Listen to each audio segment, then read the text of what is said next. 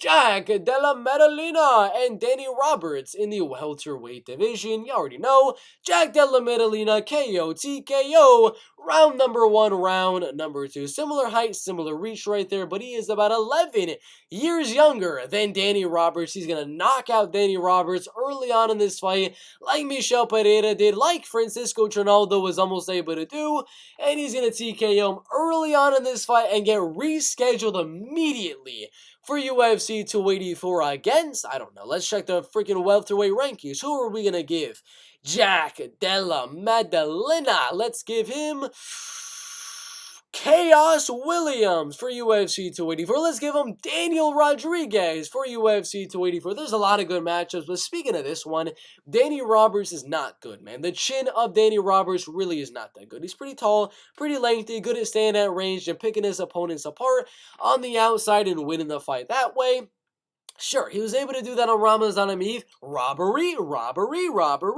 He was able to do that, stay at range and knock out Zalimi Matayev, but Jack isn't going to stay at range. Jack isn't going to let Danny Roberts jab him and 1-2 him at range, leg kicking him and body kicking him at range. He's not going to let him do any of that. In this fight, Jack Della Maddalena is going to close that distance, get Danny Roberts back to that cage, and he is going to throw hook after a hook after a hook, and he's going to knock out Danny Roberts. Yes, Jack Della Maddalena's nose might be a little bit cracked even after like the first jab of Danny Roberts, but it's cracked up after almost every single fight. So not to worry, Jack will get hurt a little bit. I mean, his nose will get hurt, not him per se, but he's going to get Danny Roberts back to the chin, back to the cage in round number 2 after gassing out Danny Roberts in a banger of a round number 1 and TKOing him on the feet. A little bit of ground and pound in round number 2. I'm calling this pure and utter domination from Jack Della Maddalena. Cody Brundage and Rodolfo Vieira. In the middleweight division, Cody Brundage going out there and beating Joseph Kropschat, losing to Nick Maximov in his UFC debut, also losing to William Knight by TKO, but beating Dolce Lungambola in a come-from-behind victory. I mean, he was losing that fight, and then he came back and submitted him in a crazy come-from-behind win. Then he went out and starched Tresean Gore in round number 1, and he has power, and he's a very strong, very good wrestler. Rodolfo Vieira, better jiu-jitsu guy, and a slightly better kickboxer. So I believe this is going to be a 50-50. Again, if you're betting this one, do not bet the favor. It is a dog or pass when it comes to Rodolfo Vieira and Cody Brundage. Minus 135, I might have considered putting a little bit of money on Rodolfo Vieira, but right now it is dog or pass. Rodolfo is better when it comes to jiu-jitsu. He's really good at getting the back of his opponents and submitting them. Arm triangle is one of his main weapons. Only losing in a really good cardio king in his middleweight division and Anthony Fluffy Hernandez, and a really good takedown defense, Chris Curtis. But Chris Curtis had better striking and he had good takedown defense. Cody Brundage has good takedown defense as he is a good wrestler, which is why I do believe this is going to be a 3-round striking fight.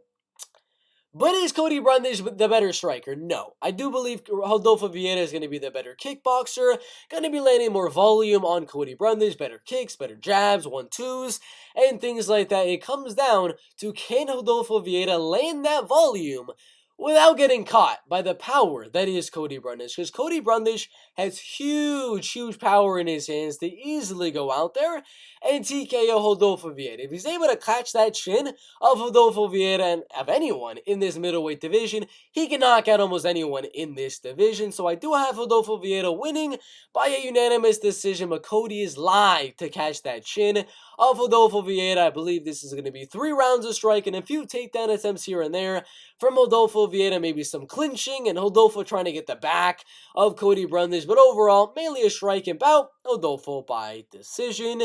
Andre Fialho and Muslim Salikov in the welterweight division. Another very close one in this welterweight division. Muslim a slight underdog here on Bet Online. Andre Fialho at 28 years old, beating Cameron Van Camp by knockout, Miguel Baeza by knockout, Stefan Sekulic by knockout as well, only losing decision to Michel Pereira and a KO to Jake Matthews. He's very young at 28 years years old, taller and lengthier than Muslim Salikov. Muslim going out there beating Francisco Trinaldo, Elizu Zaleski, Eloreno Sterapoli, and Nordin Taleb. A lot of very solid guys in the welterweight division. A lot of them earlier on with a TKO and only losing to Jingliang Li, I believe, in round number 2. I believe Muslim Salikov wins round 1. He's going to mix in some takedowns there, land some good spinning back kicks to the body like he usually does, land some big shots, and he's going to rock Andre Fialho. Now, don't get me wrong. There's a huge shot that Muslim Salikov goes out there and then he knocks out Andre Fialho. Round number 1, Andre's chin got destroyed in his last fight against Muslim, and he got rocked against Cameron Van Camp as well. So there's a good chance Andre could get knocked out round number 1, and this prediction could look absolutely horrible. But I think Andre Fialho comes back in round number 2, slightly, barely outstrikes Muslim Salikov in round number 2, and in round number 3, Muslim Salikov is going to be very, very tired, and that's where Andre really going to start to land some good shots and also win round number 3, outstriking Muslim Salikov. So as hard as it is to say, I know a lot of you guys are like, no, Andre Fialho by KO TKO, that's the only way. I don't think so. I think the fight goes all the way. I'm going to go the plus 105 underdog, Andre Fialho, to win this one by a unanimous decision. Chase Sherman and Waldo Cortez Acosta in the heavyweight division. Waldo fighting a week ago, like not even being wrong here. He fought a week ago against Jared Vanderaa, was able to win by unanimous decision, and is coming back 2 weeks later to fight Chase Sherman after his leg got absolutely destroyed in the Jared Vanderaa fight. He's coming right back, and he's 31 years old, same height, same reach, better striker than Chase Sherman. He's bigger than Chase Sherman. He's got good takedown defense, and you already know what this is going to be. A 3-round striking fight. Chase Sherman, he's got okay leg kicks, but not as good as freaking Jared Vanderaa, which leads me to believe this is going to be 3 rounds of just straight up boxing. Not really any kicking here. Few kicks here and there from both guys. A few leg kicks here and there from both guys. But mainly, this is going to be a boxing bout from Waldo Cortez Acosta and Chase Sherman. And one that I do think goes all the way. Jake Collier is going out there submitting him. Alexander Romanov is going out there and submitting him. Cool. He's knocking out Jared Vanderaa. Very, very nice. But he did end up losing a decision to Parker Porter, a decision to Andrei Arlovsky, and I do believe Waldo has the power to TKO Chase Sherman here. I don't think he's going to. I really don't think he's going to. Chase Sherman, I believe, is going to survive to the final bell, rock Waldo Cortez Acosta in round number 2, give some adversity to Waldo Cortez Acosta in round number 2, but Waldo's just going to land a heck of a lot more volume, the jab, the 1-2s on the feet. He's going to win round 1 and round number 3. Waldo Cortez Acosta with a 29-28 decision. Iwan Cutelaba and Kennedy Nzechukwu in the light heavyweight division, 28 years old and 30 years old in the light heavyweight division. Kennedy beating Carlos Ulberg, beating Danilo Marquez. Carl Roberson in the light heavyweight division, losing to Daun Jung, as well as Nicole Negamarianu. That was a robbery. But he's taller, he's lengthier than Iwan Cutelaba. He's the better striker. And as we saw in the Carl Roberson fight, it was Kennedy Nzechukwu. I don't know what I'm saying right now, but you can kind of get the gist. Kennedy looked like an African wrestler, not an African savage. Taking on Carl Roberson, his wrestling and his grappling and his ground and pound, his control. It all looked very, very good. And for Iwan Cutelaba, he's got to be scared coming into a matchup like this, getting submitted in his last 2 fights, beating Devin Clark right there, mainly because he was able to land that takedown and start ground and pounding the heck out of Devin Clark, getting a close fight with Dustin Jacoby because he landed the takedown and was able to ground and pound the heck out of Dustin Jacoby. That's the only reason he's winning and getting close on these fights. I don't believe he's going to go out there and dominate Kennedy Nzechukwu on the ground. I believe this is going to stay on the feet, and Kennedy Nzechukwu is going to go out there, catch Iwan Cutelaba on the feet, and ground and pound him a bit on the ground as well. Don't think this one goes all the way. Very unlikely that an Iwan Cutelaba Kennedy Nzechukwu fight is going to go the full 3 rounds. I mean, talk about crazy. If this one goes all the way, That is just going to be absolutely insane. So I do have Kennedy and Nzechukwu plus 120 inside the distance to get a ground and pound at TKO, which is going to be plus 165. Good fight in the light heavyweight division, either an E1 early round one knockout, or E1 goes for that early round one knockout, and Kennedy is able to do what he did with Carlos Ulberg and TKO him in the later rounds. That's kind of what I think. Kennedy in second or third round by TKO. Derek the Black Beast Lewis and Sergey Spivak. In the heavyweight division, Sergey Spivak, 27 and a half years old. They're both 6'3", pretty similar in reach. The age, yeah.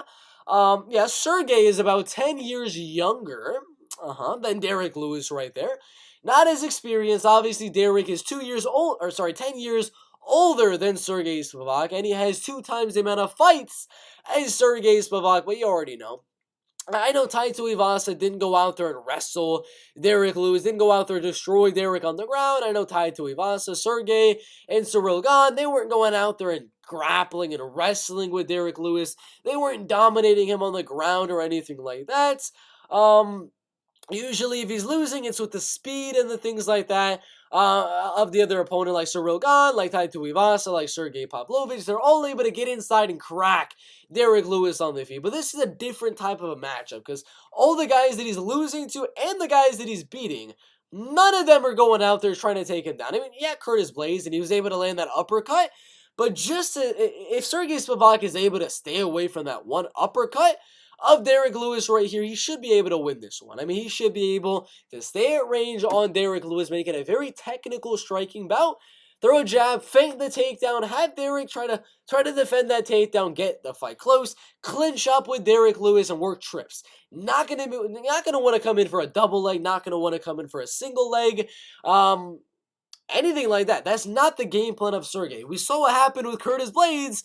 We do not want Sergey Spivak going for any takedowns on the outside coming in. He has to go in there, fake some shots, do some feints, come in, get Derek Lewis to bite, then come in, get the fight to the clinch, get the fight, get the body lock, and look to get Derek off the cage, get him off balance, trip him down, get into that half guard position, ground and freaking pound. And that's what I think is going to happen. I do not believe Sergey's going to look for this submission. I think he's going to do what he did with Greg Hardy, what he did with Augusto Sakai, what he did with Jared Vanderaa, what he was doing with Alexei Olenek. He's going to take this fight down and ground and pound. I think round one mainly is going to be a striking round. Derek might win the round because he lands something big. Sergey might win the round because he's landing a little bit more volume. Round two, Sergey's going to find his range, figure out to find that timing, and he's going to land the takedown towards the end of round number two.